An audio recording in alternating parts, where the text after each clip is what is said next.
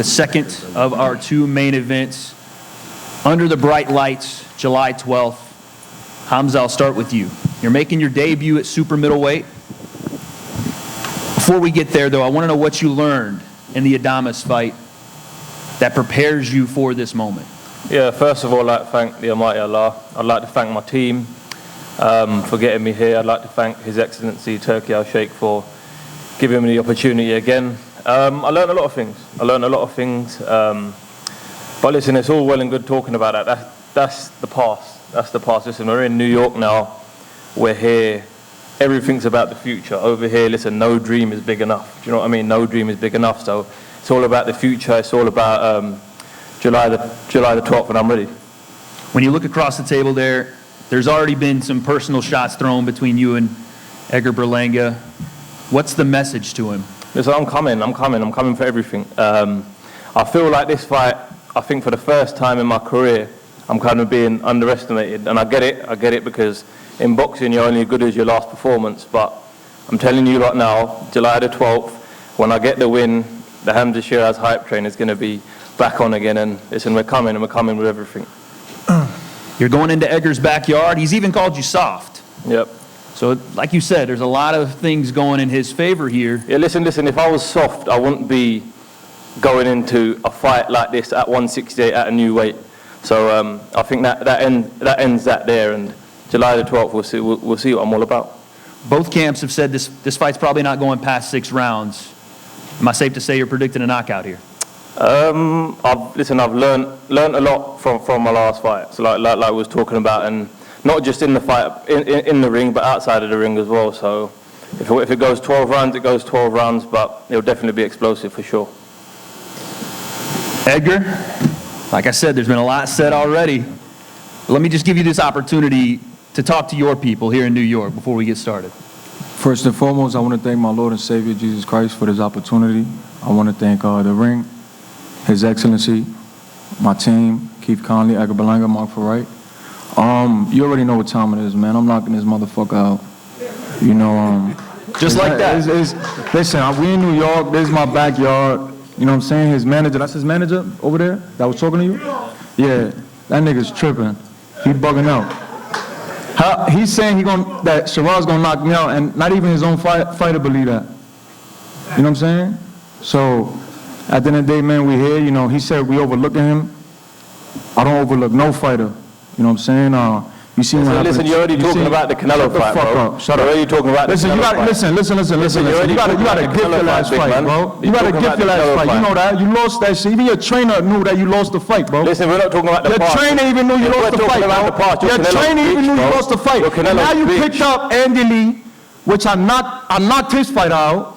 We went to broke his face, broke everything in his fucking his face, broke every bone in his face. He hired Andy Lee. I will fuck you up and Andy Lee the same night. You know? And look, Sheeraz. You dropped him 4 times. 4 times, yeah, we dropped him 4 times. That's worse. So that what? The fuck out of here. You crazy. Look. We're gonna put you in a fucking pack, yo. We're gonna sell the Andy Lee pack. While Edgar puts him in a pack, I'll apologize for the language. Sorry about that. Keep going, Edgar. Man, I gotta do my job. Fuck that, yo. We in New York, man. I hear you. This is New York. This is my shit. I hear you. I hear you. I was telling Sheeraz this is my shit. You know what I'm saying? Cool. He from London. He coming over here. You know what I'm saying? I'm a superstar, bro. You know what I'm saying? You in the Lions Den. You heard what my man said. We in the Lions Den, man. I don't overlook no fighter, bro. I'm at that elite level already, so I don't overlook no fight. I'm not going in there sleeping on this guy. You know what I'm saying? You see what happened to Munguia. You know what I'm saying? Munguia slept on this guy, got knocked the fuck out. So we not doing that. You feel me? We going in there 100% focused, and we looking to hurt him. You know what I'm saying? I want to break every bone in this nigga's face, and I want to do what I do best, win. I mean, it's just pure confidence coming out of you right now. Show, put on a show. You know, it's entertainment at the end of the day. You know what I'm saying? Yeah, we warriors, we gladiators, but this shit is about entertainment. You know what it is. You know, every fight, man, like, you got to turn it up. You know what I'm saying? This is all eyes on us now. That confidence, are you drawing that from what you've seen from Hamzah Sheeraz? Just You as a fighter, where's it coming from? I always been like that. Yeah. You seen in the Canelo fight, 12 rounds, toe to toe with him. Arm fucked up, still went out there, did what I did. I violated, I was talking shit to Canelo in his face, literally in his face, telling him to suck a, you know. No, Apologize for the language again there. No, I'm serious. No, 100%, yeah. In front of Jesus, I was telling that in the ring, calling him a bitch. I'm like that. I know I'm like that. At the highest level, 20,000 people, I'm like that. You know what I'm saying? So him coming in my backyard is a big problem.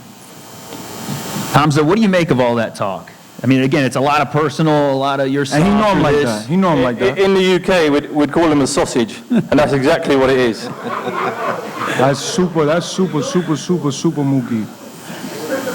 Any response to being called a sausage, Edgar? And he's a dick eater. That's what we call in New York.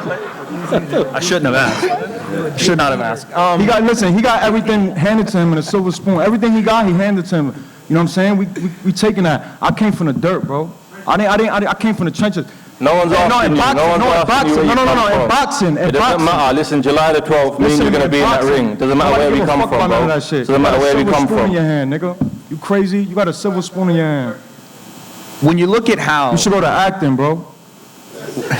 When you look at how Hamzah fights, what are the holes that you do see that you're predicting a knockout? He's basic, bro. He's a basic fighter. I've seen the best out there, bro. I've been boxing since I was 6 years old. You know what I'm saying? And I'm still a sponge. But at the end of the day, I got over 20-some years boxing. You know what I'm saying? So what he's going to bring, I already seen that shit. His height don't mean nothing. All that shit don't mean nothing. Now he got Andy Lee in his corner. It's even worse. Because you see what I did to his last fighter. I don't know if you want to fight Hamzah or Andy Lee at this point. Yo, Andy, man, you fucked up again, bro. Yo, and I love my Irish people, you heard? I love my Irish people, man, but Andy, you fucked up. I'm going to ask both of you guys this. I'll start with you, Hamzah. You heard His Excellency talk about a Canelo fight potentially looming. Obviously, Canelo's got work to do, and so do you guys. You're selling him a dream, bro. But that challenge, it seems like you welcome all challenges. What would that mean to you?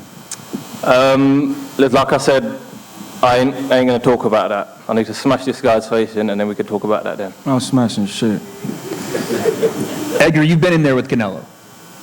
Obviously, the goal is to get back to the top of the division. With a win here, it seems like you would secure that. Would you welcome another fight with Canelo? Of course, we want that rematch. The reason why I started talking about a rematch was really because the Mexicans is asking for it, bro. Like, I'm in Tampa. There's a whole bunch of Mexicans in Plant City. They're asking for the rematch. His own people's asking for the rematch. So if the people's asking for it, you know what I'm saying, let's get it. I think it was a big fight. I know that, you know, New York was shut down completely. There was block parties. Every bar in New York was shut down. You know what I'm saying? Puerto Rico was shut down. So that's a good sign of a great fight. You know what I'm saying? I gave him 12 rounds, hard. We went in there and with the least amount of experience. You know what I'm saying? I went in there. All the fighters he fought had way more experience than me. Billy Joe Sanders, Floyd Mayweather, all these guys, you know what I'm saying? And I went in there with no experience. But I know I'm that dude, you know what I'm saying? I know what I got. I got that charisma. I got that starting power. I look good. And I fight good. Obviously, your people coming out.